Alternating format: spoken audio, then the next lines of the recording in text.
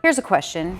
Do you know what is on your kid's phone? A Valley dad is warning parents tonight about a sexting app he says has just blown up in popularity during the pandemic. They say it's almost like a Tinder for teenagers. And internet crimes experts say a lot of really young kids are using this. Monica Garcia is live for us. Monica, sounds disturbing here. Well, if you haven't checked your child's phone since the start of the pandemic, you might want to do so, and soon. Experts say ever since kids started going remote from school, online activity has actually gone up quite a bit, and not all of it is good. What I ended up learning was daunting. I mean, it's probably fairly inappropriate to talk about some of the things that I read. Paradise Valley father of 3, Travis Rowling, says he thought he had it all figured out when it came to monitoring his kids' phones. We check what we use. We check Facebook. We check text messages. We're checking phone calls.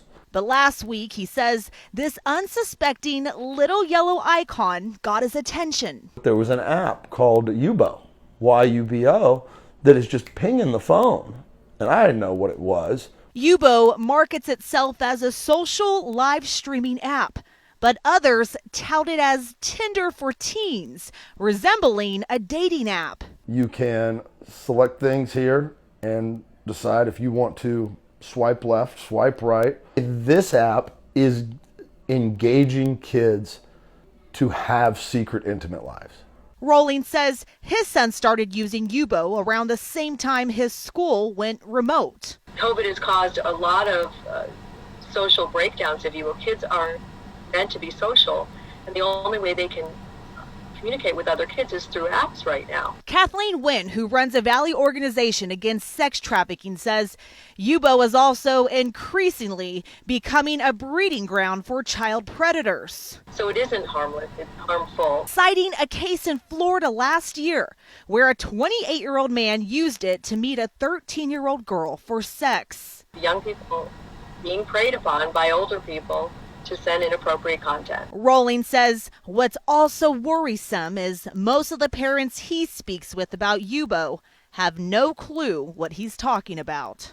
Back to idle hands, we have teenagers at home with nothing to do, with technology available to ultimately have them secretly create relationships we have no influence over.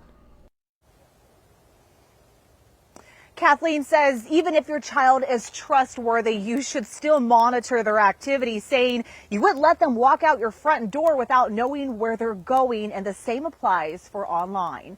In Phoenix, I'm Monica Garcia with Arizona's Family.